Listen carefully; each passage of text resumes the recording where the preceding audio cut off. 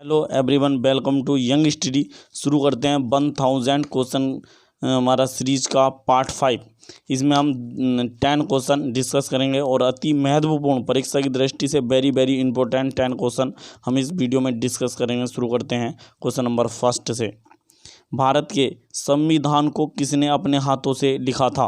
भारत के संविधान को किसने अपने हाथों से लिखा था? यदि आपको आंसर पता है तो आंसर लगाइए कि भारत के संविधान को किसने अपने हाथों से लिखा था।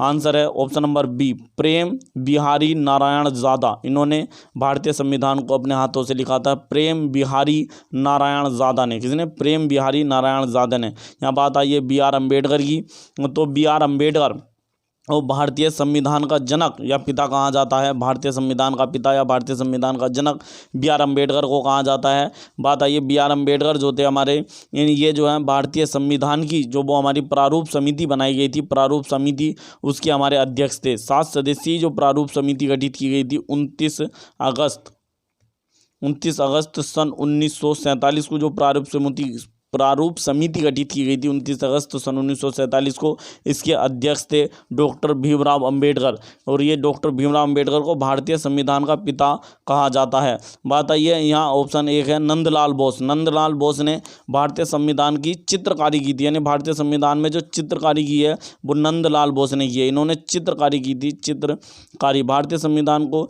चित्रों से सजाया था हमारा नंदलाल बोस ने। ऑप्शन नंबर है इसमें एक, यानी कि बेगम एजाज रसूल। ये कौन थी? तो बेगम एजाज रसूल। भारतीय संविधान सभा, जिसने संविधान सभा का गठन किया था, भारतीय संविधान का जो गठन किया था भारतीय संविधान सभा में, उसमें कुल 15 महिलाएं थी। कितनी महिला थी? टोटल कुल 15 महिलाएं थी। उन 15 महिलाओं में एकमात्र मुस्लिम महिला थी बेगम एजाज रसूल। एकमात्र मुस्लिम महिला थी इन 15 महिलाओं में। भारतीय संविधान सभा की 15 महिलाओं में एकमात्र मुस्लिम महिला थी बेगम एजाज रसूल। और ये हमारा उत्तर प्रदेश से थी। कहाँ से थी? उत्तर प्रदेश से। नेक्स्ट क्वेश्चन, किस फल को गरीबों का सेब कहा जाता है? यदि आपको आंसर पता है तो आंसर लगाइए कि किस फल को गरीबों का सेब कहा जाता है।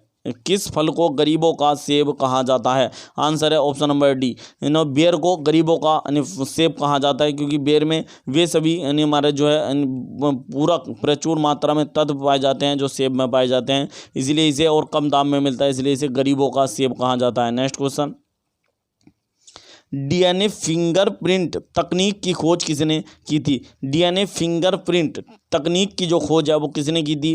तो ये हमारा, यदि आपको आंसर पता है तो आंसर लगाइए कि डीएनए फिंगरप्रिंट तकनीक की खोज किसने की थी? तो आंसर है ऑप्शन नंबर ए, क्या है हमारा? एलेक फ्रेजेज। किसने की थी हमारी डीएनए फिंगरप्रिंट की तकनीक की खोज? एलेक फ्रेजेज ने की थी। बात आई है यहाँ वाटसन एवं क्रिक ने। इन्होंने डीएनए का डबल जो हेक्सेल मॉडल है वो दिया था, डीएनए का डबल हेक्सेल मॉडल दिया था वाटसन एवं क्रिक ने। यहाँ एक ऑप्शन दिया है लुई पास्चर। इन्हें जो है हमारा जो वो होता है ना सूक्ष्म, यानी कि हमारा जो विज्ञान होता है माइक्रो, यानी हमारा बायोलॉजी, उसका जनक कहा जाता है लुई पास्चर को। और इन्होंने किण्वन विधि की भी खोज की थी, हमारा किण्वन विधि की खोज की थी। नेक्स्ट क्वेश्चन, सेबों के लिए प्रसिद्ध बेका घाटी किस देश में स्थित है? सेबों के लिए प्रसिद्ध जो बेका घाटी है वो किस देश में स्थित है? यदि आपको आंसर पता है तो आंसर लगाइए कि सेबों के लिए प्रसिद्ध बेका घाटी किस देश में है? तो सेबों के लिए प्रसिद्ध बेका घाटी जो है वो पड़ती है ऑप्शन नंबर सी, लेबनान में। लेबनान एशिया का देश है और लेबनान में पड़ती है ये हमारी घाटी। और लेबनान की राजधानी क्या है? तो बेरूत। ये हमारी लेबनान की राजधानी है बेरूत। और लेबनान की मुद्रा है पाउंड। लेबनान की मुद्रा है पाउंड, जो है हमारी लेबनान की मुद्रा है। नेक्स्ट क्वेश्चन, प्रसिद्ध विक्टोरिया मरुस्थल किस देश में स्थित है? प्रसिद्ध विक्टोरिया मरुस्थल किस देश में स्थित है? यदि आपको आंसर पता है तो आंसर लगाइए कि प्रसिद्ध विक्टोरिया मरुस्थल किस देश में स्थित है? आंसर है ऑप्शन नंबर डी, ऑस्ट्रेलिया में स्थित है। प्रसिद्ध विक्टोरिया मरुस्थल ऑस्ट्रेलिया में स्थित है। ऑस्ट्रेलिया की राजधानी क्या है? तो कैनबरा। ये हमारे ऑस्ट्रेलिया की राजधानी है, कैनबरा ऑस्ट्रेलिया की राजधानी। और ऑस्ट्रेलिया की मुद्रा डॉलर है। नेक्स्ट क्वेश्चन, निम्न में किसे मधुमक्खियों की भाषा तथा नृत्य यानी कि डांस को समझने के लिए चिकित्सा का नोबेल पुरस्कार मिला था? तो किसे दिया गया था चिकित्सा का नोबेल पुरस्कार? मधुमक्खियों की लैंग्वेज और डांस को समझने के लिए किसे दिया गया था? यदि आपको आंसर पता है तो आंसर लगाइए कि मधुमक्खियों की भाषा व यानी कि डांस को समझने के लिए किसे चिकित्सा का नोबेल पुरस्कार दिया गया था? आंसर है हमारा आंसर है ऑप्शन नंबर ए, क्या नाम है, कार्ल वॉन फ्रिस, यानी हमारा इन्हें दिया गया था, किन्हें दिया गया था, कार्ल वॉन फ्रिस को दिया गया था मधुमक्खियों की लैंग्वेज और डांस को समझने के लिए चिकित्सा का नोबेल पुरस्कार कार्ल वॉन फ्रिस को दिया गया था। नेक्स्ट क्वेश्चन, भारत की पहली किन्नर अर्थात ट्रांसजेंडर डॉक्टर कौन है? तो भारत की पहली किन्नर अर्थात ट्रांसजेंडर डॉक्टर कौन है? यदि आपको आंसर पता है तो आंसर लगाइए कि भारत की पहली किन्नर अर्थात ट्रांसजेंडर डॉक्टर कौन है?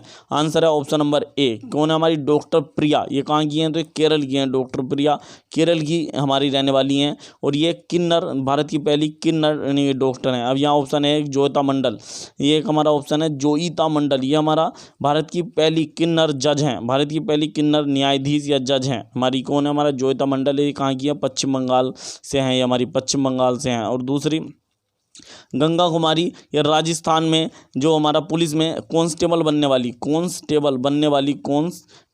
वाली पहली यानी कि किन्नर हैं, पहली किन्नर है गंगा कुमारी, राजस्थान में कांस्टेबल बनने वाली। अब आइए गौरी सावंत की बात, तो गौरी सावंत भारत की पहली ट्रांसजेंडर चुनाव राजदूत थी और ये महाराष्ट्र में हमारा जो है चुनाव राजदूत नियुक्त की गई थी। ये भारत की पहली ट्रांसजेंडर चुनाव राजदूत हैं और भारत की पहली ट्रांसजेंडर डॉक्टर हैं डॉक्टर प्रिया। नेक्स्ट क्वेश्चन,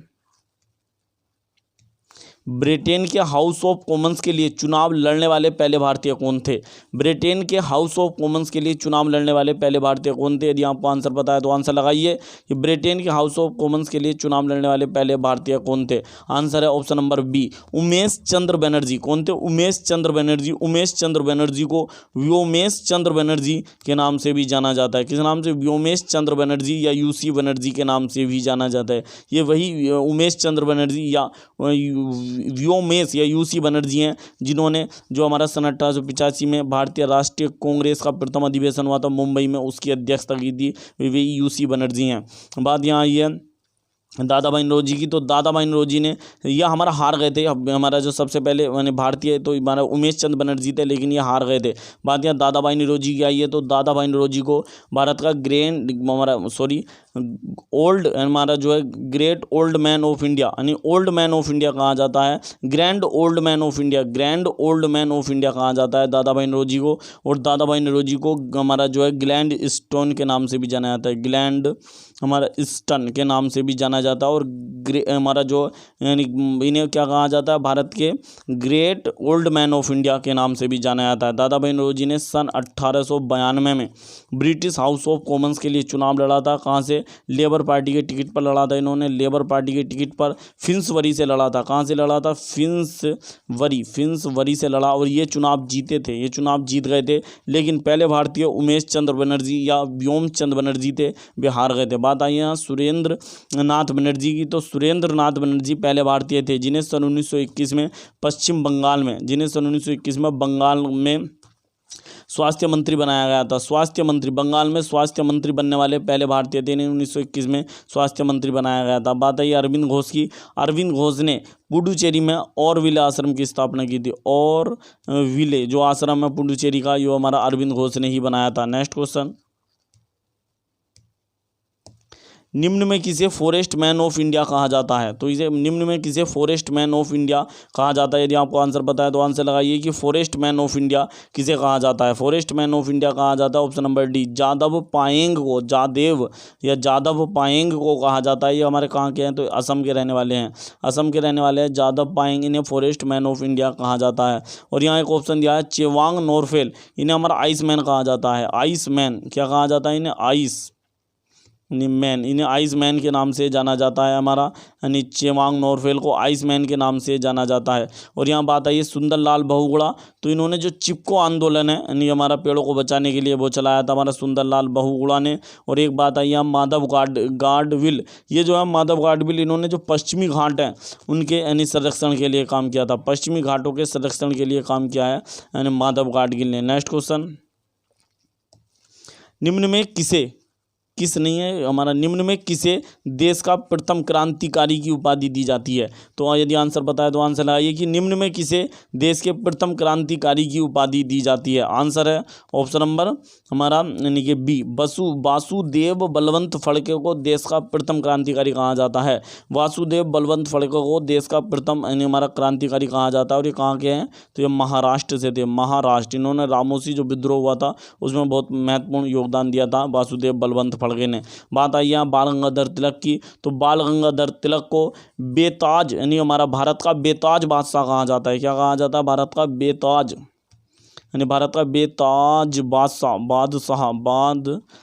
कहा जाता है। भारत का बेताज बादशाह कहा जाता है बाल गंगाधर तिलक को। किन्हें कहा जाता है, तो बाल गंगाधर तिलक को भारत का बेताज बादशाह कहा जाता है। और बाल गंगाधर तिलक को यानी वेलेंटाइन यानी जो चिरोल थे उन्होंने भारतीय अशांति का जनक भी कहा था। भारतीय अशांति का जनक कहा था बाल गंगाधर तिलक को, वेलेंटाइन चिरोल ने कहा था भारतीय अशांति का जनक। और हमारा बाल गंगाधर तिलक को हिंदू राष्ट्रवाद का पिता भी कहा जाता है। क्या कहा जाता है, हिंदू राष्ट्रवाद का पिता, राष्ट्रवाद का पिता भी कहा जाता है यानी बाल गंगाधर तिलक को। यहाँ एक ऑप्शन दिया है हमारा गोपाल कृष्ण गोखले, यह महात्मा गांधी के राजनीतिक गुरु थे। महात्मा गांधी के राजनीतिक गुरु थे गोपाल कृष्ण गोखले। और गोपाल कृष्ण गोखले के गुरु कौन थे, महादेव गोविंद रानाडे। कौन थे, महादेव गोविंद रानाडे गोपाल कृष्ण गोखले के गुरु थे। गोपाल कृष्ण गोखले ने सन 1905 में, कब, सन 1905 में सर्वेंट्स ऑफ इंडिया सोसाइटी की स्थापना की थी।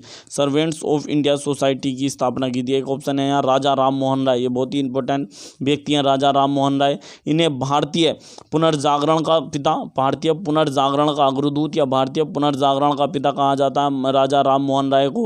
और राजा राम मोहन राय को आधुनिक भारत का पिता भी कहा जाता है। राजा राम मोहन राय को भारतीय पत्रकारिता का अग्रदूत के भी कहा जाता है।